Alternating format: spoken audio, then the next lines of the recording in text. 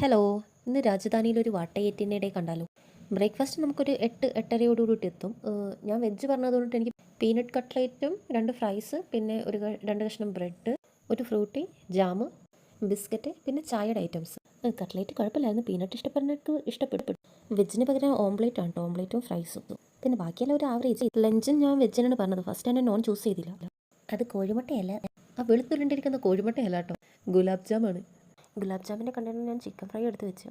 ട്രെയിനിൽ നിന്ന് കഴിക്കാൻ വേണ്ടി ഞങ്ങൾ ചിക്കൻ ഡ്രൈ റോസ്റ്റ് ചെയ്തെടുത്തിട്ടുണ്ടായിരുന്നു. അതെടുത്തത് കാര്യമായിപ്പോൾ, കാരണം എനിക്ക് വെജ് കറി ഇഷ്ടപ്പെട്ടില്ല. അല്ലെങ്കിൽ പരിപ്പറി കൂട്ടി മാത്രം കഴിക്കേണ്ട വന്നേനെ. നല്ല കട്ട തൈര് ഉണ്ടായിട്ട് എനിക്ക് ഭയങ്കര ഇഷ്ടമാണ്. കട്ട തൈര് ഉപ്പ് കൂട്ടി കഴിക്കാനാണ് എനിക്കിഷ്ടം. ചിലർ പഞ്ചസാരയൊക്കെ കൂട്ടി കഴിക്കുന്നുണ്ടായിരുന്നു. ചോറ് എനിക്ക് വലിയ ഇഷ്ടപ്പെട്ടില്ല. പിന്നെ നമുക്ക് ട്രെയിനിലത്തെ ഫുഡ് വലിയ എക്സ്പെക്റ്റേഷൻ വെക്കേണ്ട കാര്യമില്ലല്ലോ, അതുകൊണ്ട് കിട്ടിയത് കൂട്ടി കഴിച്ചു. അച്ചാറിൻ്റെ പിന്നെ എന്ത് പുളിയായിരുന്നു, പുളി ഉണ്ടായിരുന്നു, നല്ല ഉപ്പും ഉണ്ടായിരുന്നു.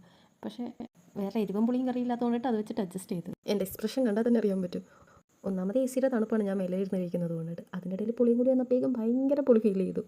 പിന്നെ ഫുഡ് ഒരു വിധമൊക്കെ താക്കി. പിന്നെ നമ്മളുടെ ഗുലാബ് ജാം ഒന്ന് ട്രൈ ചെയ്തിട്ടാണ്, എനിക്ക് വലിയ ഇഷ്ടപ്പെട്ടില്ല. ഒരുമാതിരി ബ്രെഡ് ബോളാക്കി അത് ഉണക്കി പഞ്ചസാര സിറപ്പിലിട്ട ഒരു ഫീൽ, അതെനിക്ക് വലിയ കാര്യമായിട്ടൊന്നും ഇഷ്ടപ്പെട്ടില്ല.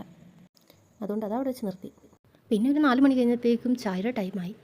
ഒരു വെജ് സാൻഡ്വിച്ചും, ഇത് കച്ചോരിയാണ്. നോർത്ത് ഇന്ത്യക്കാരുടെ ഭയങ്കര ഫേവറേറ്റ് ആണ്, പക്ഷേ എനിക്ക് വലിയ ഇഷ്ടപ്പെട്ടില്ല. പിന്നെ കപ്പലിൻ്റെ മിഠായി പോലത്തെ ഒരു സാധനം, പിന്നെ ചായ.